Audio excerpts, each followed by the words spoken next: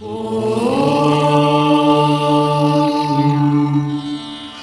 நம்ம என்ன பண்றோம்னா ஸ்கூலுக்கு எதுக்கு நம்மள அனுப்புறாங்க? படிக்கிறதுக்கு தான். நம்ம வீட்லயே படிச்சுக்கலாம் இல்லையா?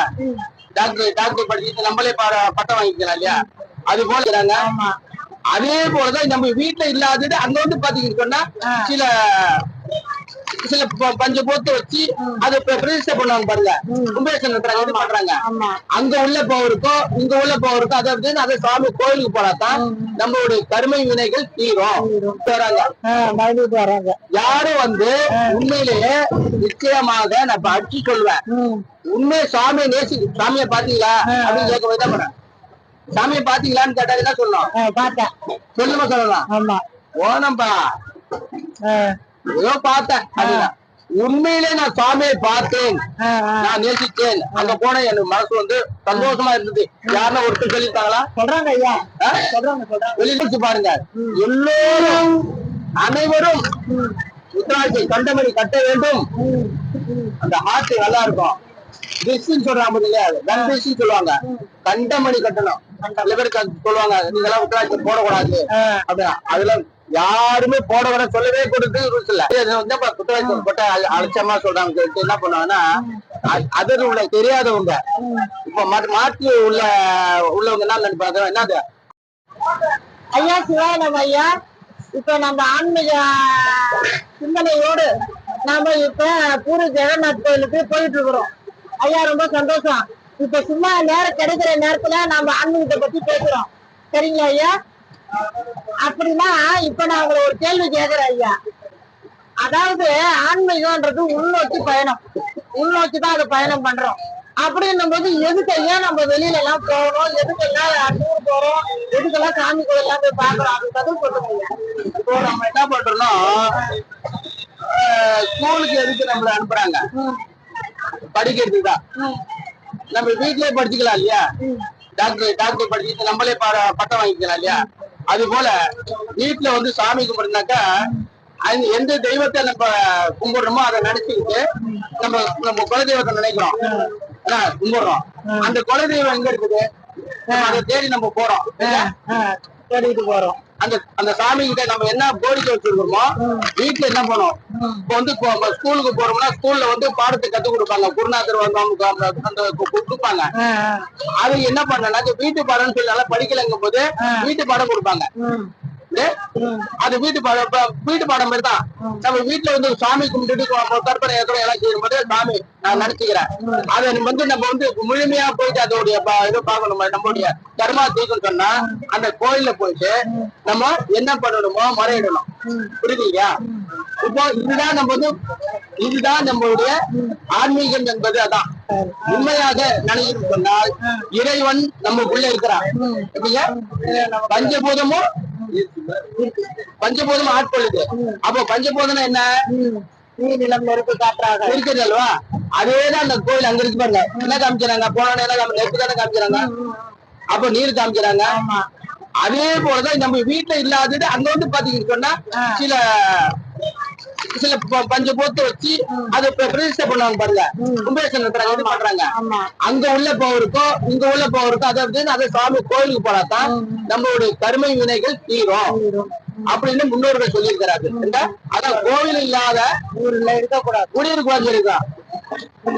ஏன் ஒரு ஊருக்கு கோயில் இருக்கணும், போலீஸ் ஸ்டேஷன் வேண்டாம், நீதிமன்றம் தேவையில்லை. அப்போ உங்க மனசாட்சி தான் நீதி. புரியுங்க? உங்க மனசாட்சி தான் நீதி. இறைவன் வந்து பாத்தீங்கன்னா கோயில் இருந்தாலும் கூட நம்ம மனசாட்சி தான் வந்து உண்மையானது. சாமியை நீ ஏமாத்திடலாம், உன் மனசாட்சி வந்து தூங்கவே தூங்காது. அதுதான் ஆன்மீகத்தை வந்து எல்லாம் வந்து நம்ம வந்து எந்த ஒரு தவறும் செய்யக்கூடாதுன்னு சொல்லிதான் மனசாட்சியோட இருக்கணும். ஒருத்த வந்து நம்ம பேசுறோம் சொன்னா வச்சுக்க, அவங்க என்ன பண்ண அன்பாக நேசிக்கணும். அன்பே தான் சிவம். அன்பு இல்லைன்னாக்கா இல்ல. இப்ப இது எல்லாரும் என்ன பண்றாங்க? அன்பை விட்டுட்டாங்க. அவங்க ஆன்மீகம் சொல்லிட்டு அதை வைத்து நம்ம என்ன பண்ணிக்கிறோம்? மென்டல் ஆக்குறாங்க. யாருன்னா சாமி அப்பெல்லாம் அந்த காலத்துல எல்லாம் பாத்தீங்கன்னா சிவன் கோயிலுக்கு யாரும் வரமாட்டாங்க. எங்க போவாங்க? பெருமாள் கோயிலுக்கு தான் போவாங்க. இன்னைக்கு ஏன் சிவன் கோயிலுக்கு வராங்க? பக்தோடு வராங்களா? பக்தி வராங்களா? பயந்துட்டு வராங்க. பயந்துட்டு வராங்க. யாரும் வந்து உண்மையிலேயே நிச்சயமாக நான் இப்ப அடிச்சு சொல்லுவேன், உண்மை சாமியை சாமியை பாத்தீங்களா அப்படின்னு கேட்க போய் தான் பண்ணேன். சாமியை பாத்தீங்களான்னு கேட்டா என்ன சொல்லணும்? பார்த்தேன். சொல்லுமா சொல்லலாம்? ஆமா. ஓனம்பா ஏதோ பார்த்தேன் அப்படின்னா, உண்மையிலே நான் சாமியை பார்த்தேன், நான் நேசித்தேன், அங்க போன எனக்கு மனசு வந்து சந்தோஷமா இருந்தது. யாருன்னா ஒருத்தர் சொல்லியிருக்காங்களா? சொல்றாங்க ஐயா, சொல்றாங்க சொல்லியிருக்காங்களா? ஒரு சிலர் சொல்றாங்க. ஒருத்தர்? ஆமா, ஒரு சிலர். ஒரு சிலர்னு யாரு சொல்லுங்க? நீங்க நான் சொல்றேன், ஐயா சொல்றேன், ஐயா சொல்றாருன்னு சொல்லுங்க. நான் பார்த்தேன். இப்ப அந்த உத்தராட்சி போட்டுக்கிறேன், இந்த உத்தராட்சிக்கு போட்டுக்கிறேன். இந்த உத்தராட்சி ஒவ்வொரு உத்தராட்சிகள் வந்து எவ்வளவு பவர் இருக்கு தெரியுமா? சில இதெல்லாம் கேட்கறேன், ஏமா இவ்வளவு உத்தராட்சி போடுறீங்க? ஆமா, உத்தராட்சை உத்தராட்சை சிலர் சொல்றார்கள், உத்தராட்சை கொட்டை என்று சொல்றார்கள். ஆமா, கொட்டை ரைட் தான். அந்த உத்தராட்சை கொட்டையை போட்டு நம்மளுக்கு எவ்வளவு தருங்க, ஹார்ட்டுக்கு அவ்வளவு நல்லது, ஹார்ட்டுக்கு அவ்வளவு பவர், என்னது ஈர்ப்பு சக்தி உண்டு. அதை நீங்க அனுபவிச்சு பாருங்க. எல்லோரும் அனைவரும் உத்தராட்சை கண்டமணி கட்ட வேண்டும். அந்த ஹார்ட் நல்லா இருக்கும். டிஸ்ன்னு சொல்றாங்க, சொல்லுவாங்க, கண்டமணி கட்டணும். சில பேருக்கு சொல்லுவாங்க, நீங்க எல்லாம் உத்தராட்சி போடக்கூடாது அப்படின்னா, அதுல யாருமே போட வர சொல்லவே கொடுத்து ரூல்ஸ் இல்ல, எல்லாரும் போடலாம். இல்ல இருந்தால் இறைவனை சுமக்கலாம் அப்படின்ட்டு நமச்சிவா பாருங்க. ஐயா, ருத்ராட்ச கொட்டை, இப்ப இத வந்து ருத்ராட்ச மணின்னு சில பேர் சொல்றாங்க, சில பேர் வந்து ருத்ராட்ச கொட்டைன்னு சொல்றாங்க. ஏன் ஐயா ருத்ராட்ச கொட்டை அப்படி சொன்னா சில பேருக்கு கோவம் வருது, என்ன காரணம் ஐயா? ருத்ராட்சை கொட்டைன்னு சொல்றது அளவுக்கு தவறு அல்ல.